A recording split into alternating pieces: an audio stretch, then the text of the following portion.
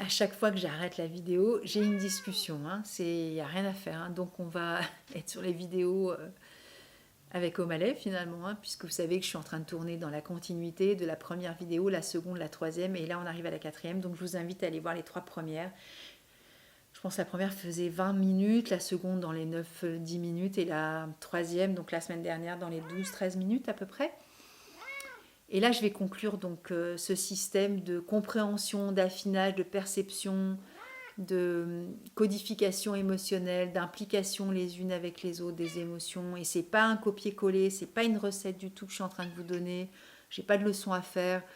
Ce sont juste des exemples pour expliquer comment peuvent se produire les innombrables et multiples. Et il y a tellement de combinaisons. Vous savez qu'il y a 293 millions de possibilités. Donc évidemment, ce que je fais ici, même si j'ai fait plus de 300 vidéos, enfin, je pense hein, sur les fleurs, euh, j'en ferai jamais 293 millions. Hein, donc voilà, à vous de faire vos expériences et de tirer ce que vous avez envie de prendre dans ces vidéos. Donc, pour conclure avec Verveine sur le côté persuasif du je veux convaincre et pourquoi on veut convaincre hein, et des effets inconscients, des fois très conscients, mais du coup du côté sous-jacent de ce qui peut animer cette émotion-là, et bien des fois, c'est parce qu'on n'arrête pas d'y penser, on rumine tout le temps. Donc à un moment donné, il faut aussi que ça sorte de notre esprit parce que ça nous prend la tête. On peut des fois ne plus endormir la nuit. Voilà, voilà, voilà. Et du coup, c'est obsessionnel en fait. Alors, j'ai pas d'exemple là qui me vient à l'esprit, mais ça va peut-être venir au fur et à mesure de la conversation. Mais tout ce qui nous envahit l'esprit par rapport au sujet, si ça nous prend trop d'espace, à un moment donné, ça va sortir comme quelque chose qu'il va falloir argumenter pour que l'autre cesse. Parce que justement, euh, peut-être que je suis en train de chercher mes justifications à la conversation. Euh, voilà, voilà l'exemple qui me vient à l'esprit, c'est, vous savez, dans les disputes de couple où on va être dans un moment crucial, où on va avoir envie soit de se séparer, soit de mettre un terme à un certain type de mode de relation, ou des fois on veut se séparer de la personne, mais des fois on veut se séparer aussi du mode de relation qu'on a entre nous, ou d'une attitude, ou prenez ce que vous voulez, encore une fois, je ne donne jamais d'exemple précis sans en donner vraiment, mais tout en donnant. Je fais le truc large et en même temps, parce que je veux pas, j'allais dire emboîter, c'est ce qui me vient à l'esprit, mais je veux pas fermer le discours à rien, parce qu'il y a rien, il y a de tout en fait. Hein. Donc voilà, si vous êtes plus sur le mode affectif actuellement, vous allez dire ah, elle parle de ça. Si vous êtes plus en mode travail, c'est ce que je faisais la semaine dernière, vous allez dire ah, enfin elle parle de job. Si vous êtes plus sur le mode parent, vous voyez, il y a des moments dans nos vies, on évolue et puis on va dire ce sujet ne m'intéresse pas en fait, pourquoi elle nous parle de ça? Oui, peut-être, mais à vous aussi d'extendre votre état d'esprit à ce que vous vivez en affectif, si je parle en termes de profession, ou si je parle de profession, et si vous êtes plutôt dans la parentalité, vous allez faire des fois des liens avec ce que vous vivez avec vos mômes. Je ne pourrais pas tout parler, c'est pas possible en fait, parce que tous les sujets de la Terre ne sont pas racontables en fait. Il y a des milliards et des billions d'exemples. Donc, je suis dans l'histoire du couple. Vous voyez, j'ai envie de convaincre que l'autre, par exemple, cesse de parce que je sais pas, il est jaloux ou elle est jalouse ou ça me prend la tête, je rumine la conversation, j'arrête pas d'y penser et tout, et tu me dis non mais c'est pas possible, et puis lui, et puis machin, et puis quand même, et puis ceci, et puis quand même le mois dernier il s'est passé ça, il est allé fouiller à mon téléphone, et là, vous voyez, ça vous prend la tête, ça prend tout l'espace, vous endormez plus et vous essayez de trouver des arguments.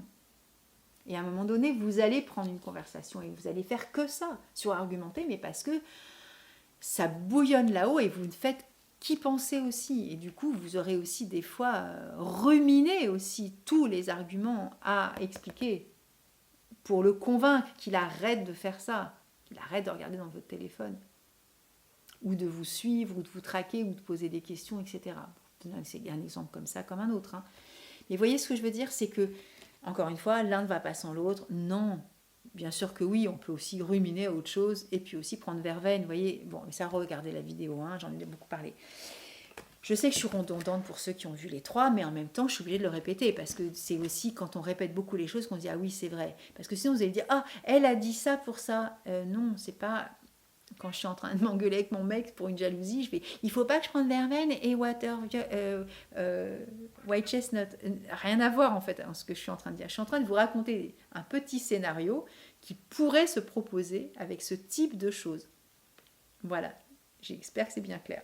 Parce que des fois, vous savez, on entend, on écoute ce qui nous arrange et on dit ah bah tiens, elle a dit ça, ah bah ça marche pas les fleurs de bac. C'est pas ce que j'ai dit.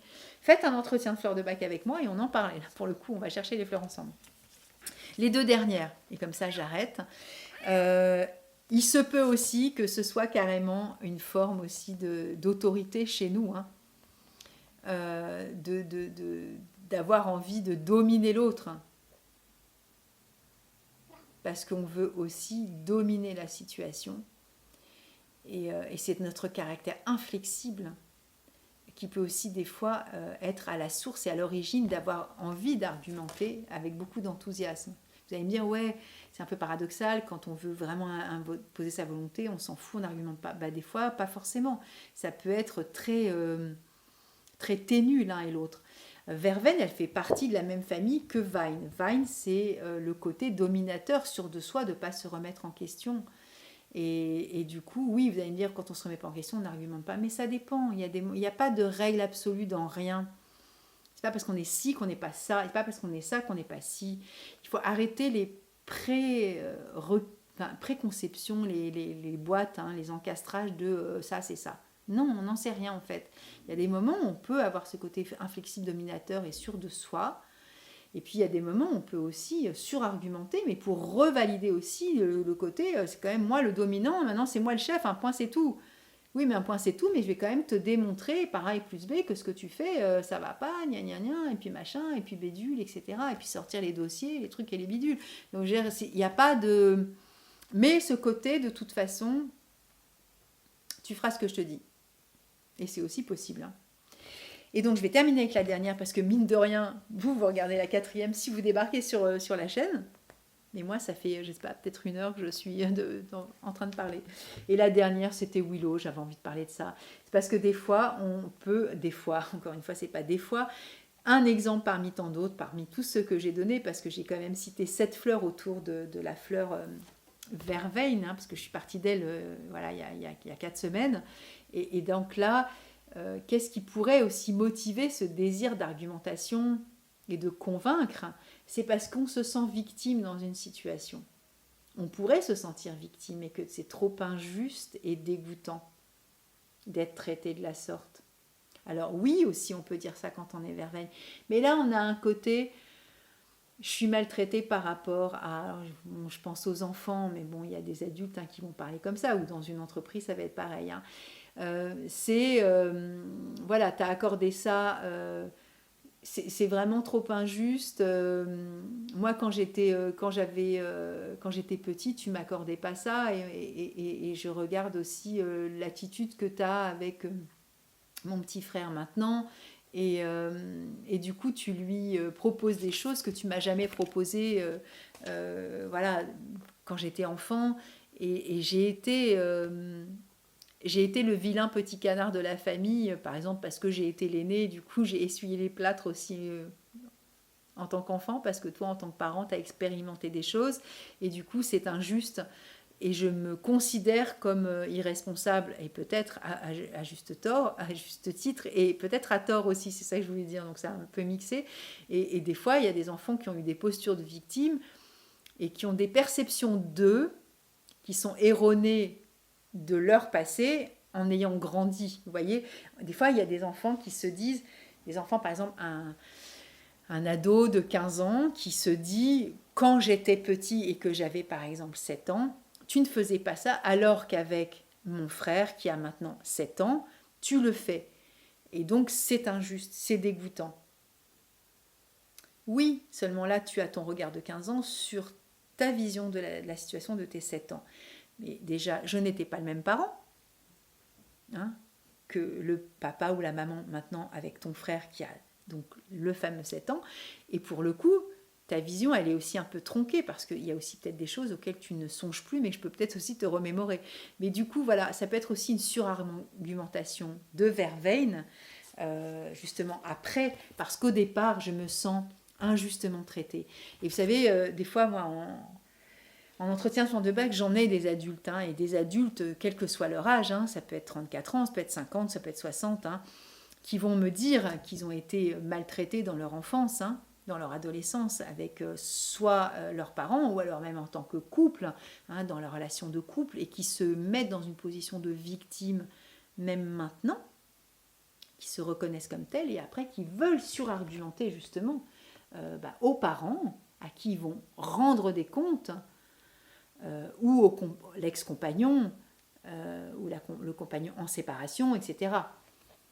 Vous voyez ce que je veux dire? Où on peut être aussi avoir été victime en tant que parent, si on est par exemple à un âge très avancé, voilà, on a 50 ans, nos mômes se sont mal comportés, et donc on a été victime de l'attitude de nos enfants qui se sont mal comportés avec nous en tant que parents, et on va après surargumenter en disant oui, mais tu te rends compte, gna gna gna, pitule, patin, couffin, quand tu étais ado, tu m'en as fait voir de toutes les couleurs, etc., etc. Donc vous voyez que ok, verveine, donc on a vu la fleur de la personne qui veut convaincre. Et pourquoi on veut convaincre? Des fois, parce que c'est nourri aussi d'une émotion.